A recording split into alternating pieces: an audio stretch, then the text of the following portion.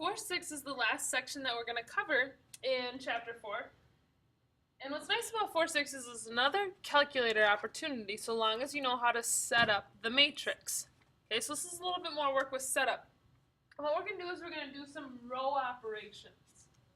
So we're going to work with different rows of our matrix as a way of solving equations. Okay, there is a button for this on your calculator, and so we'll talk about that too. First of all, anytime you want to use this row operations or this technique for solving, you have to set up an equation or a system of equations as an augmented matrix. Okay? So, an augmented matrix is part square matrix and then a one-column little tail or butt. I don't know what you want to call it. Okay? In that opening square matrix, this is the coefficient matrix.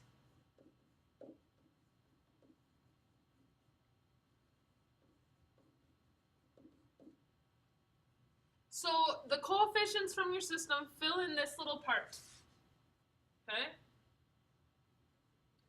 Probably not really a matrix because it's just part of our matrix, but the coefficients go right there. The constants of your equations go as a little one column. Right there. And then this vertical line, this dashed vertical line, separates the two groups.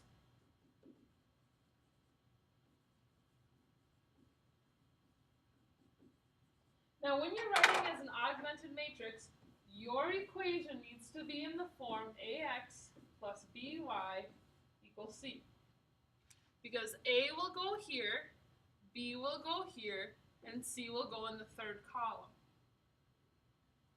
And then however many equations you have, you will continue to fill in that box. So that's an augmented matrix. Notice when you write an augmented matrix, your number of columns will always be one more than the number of rows. Okay? So your coefficients might be 2 by 2. We add that extra column for the constants, and now your whole matrix is 2 by 3. So it's something to keep an eye out for.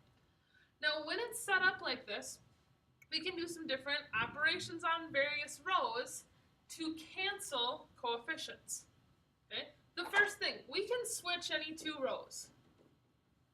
Just do a direct swap. So you can just switch where they live. You can multiply a row. It's kind of what we used to do a lot with elimination. We'd multiply an entire equation to set up the coefficients the way we want it. Well, here we can multiply a row by anything. Well, by any non-zero. If it's 0, that was dumb. Why would you do that? Because then you just wiped out all your information. But it can be any non-zero. That includes negative numbers. Okay? You can replace a row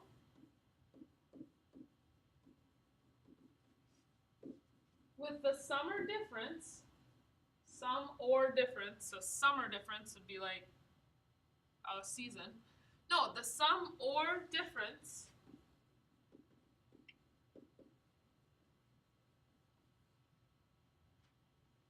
of that row and another.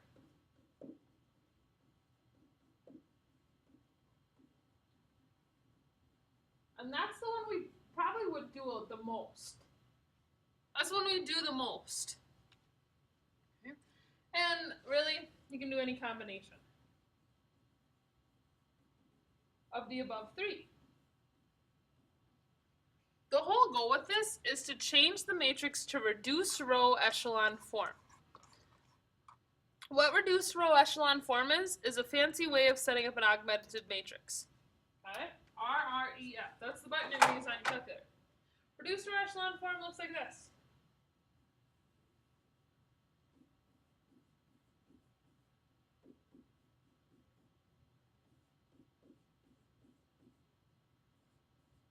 And you'll notice, and I'm going to erase this and just do it for like a 4 by 4, so it's a little bit easier to read. But as you're looking at this, there will just be one 1 in every row. So this is an example of a 4 by 4.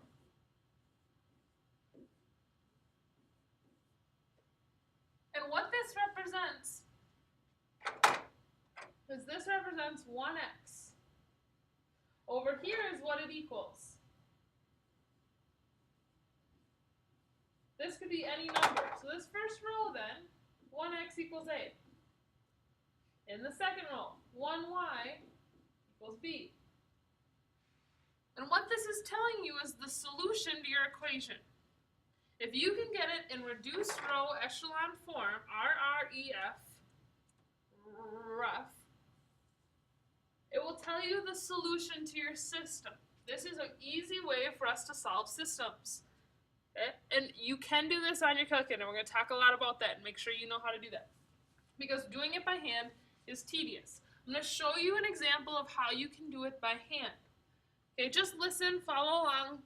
If you want to write it down, great, but I am going to show you how to do it on your calculator because that makes it way easier. A lot fewer steps. Okay?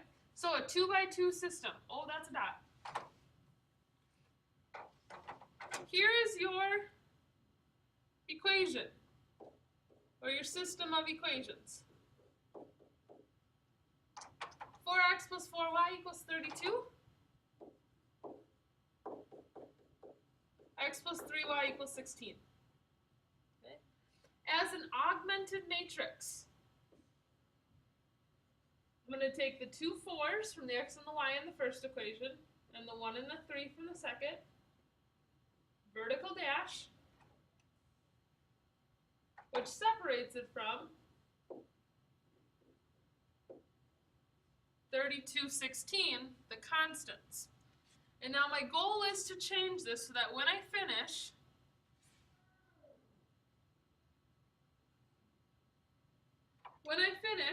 I'm not going to write that yet, just in case it takes me more room.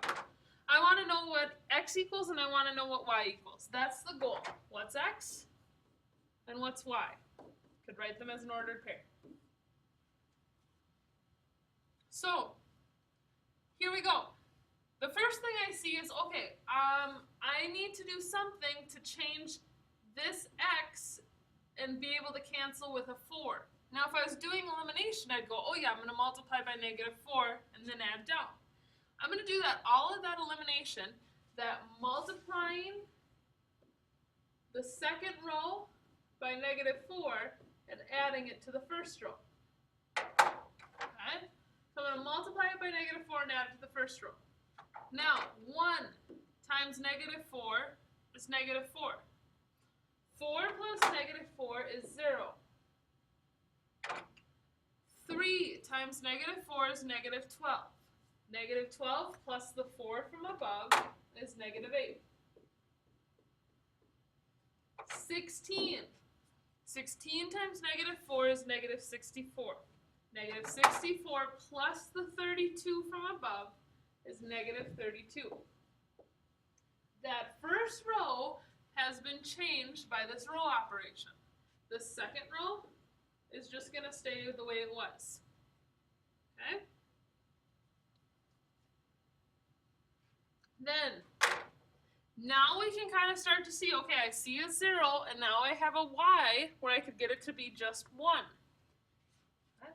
So, that -8 in there, I want to change to a +1. I'm going to multiply that first row by -1/8. Some of you are thinking, Ms. Bestow, just divide by -8. Fine, do that. It's the same idea, right? Same idea. So here we go. The second row here doesn't even get touched. It's kind of bored. But the first row, when I do that, 0 times -1/8 is still 0. -8 times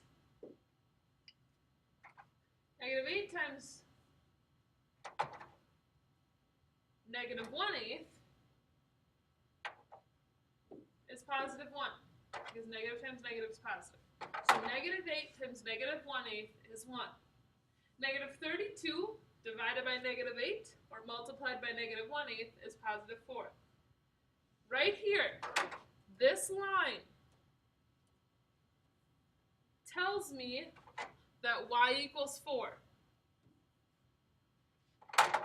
My 1 is in the y spot, so with zeros everywhere else, that must mean that the constant or the value of y in this case is 4. Okay? So, we still have to figure out what x is. The nice thing about x here is I already have this 1, which means I need to cancel out that 3.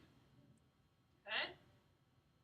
So, if I was thinking elimination, I'd probably multiply the top row by -3 and then add it, because then this 1 right here would become a -3, which cancels out a +3. So to put that into some notation, I'm going to take the first row, multiply it times -3, and then add it to R2. Okay? So 0 times -3 is 0, plus 1 is still 1. 1 times -3 is -3, plus 3 is 0.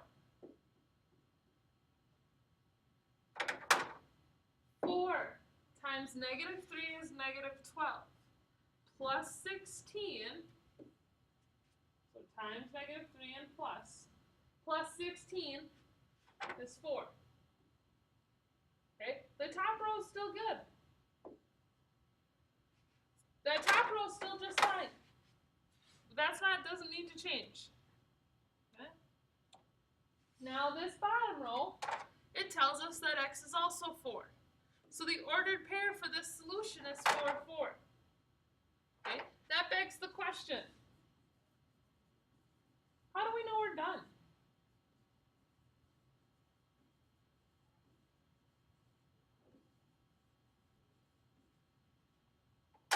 How do we know that we're done? Well, let's look. Each row here, where we're looking at the coefficients, has 1, 1, and the rest are zeros. So that first row is 0, 1. There's a 1, everything else is a 0, so we know that y equals 4. Same thing is true for x in the bottom one. So we know we're done when we have just 1s. Okay? If we really wanted to polish this one up, if we really wanted to make it look good, we would switch R1 and R2.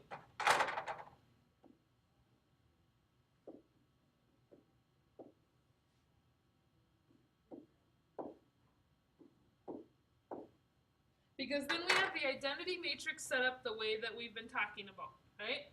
Now we have the identity the way we've been looking at it. That's really how we should seal the deal, but that's not a huge step. Once you find x and y, you're good to go. Okay, once you find x and y, you're good to go. Now, some good steps there. I think they're awesome. You think I'm nuts? Well, okay, that's fine. But what I mean is there are some really good steps here, and there's a lot of thinking that goes into them, but part of that thinking is what makes this a complicated process. Okay? There is a way for you to punch it on your calculator, and I will show you that way, because we can also do examples with 3 by 3. We can totally launch into an augmented matrix that looks something like this. And you know what? We could do all those row operations and solve it.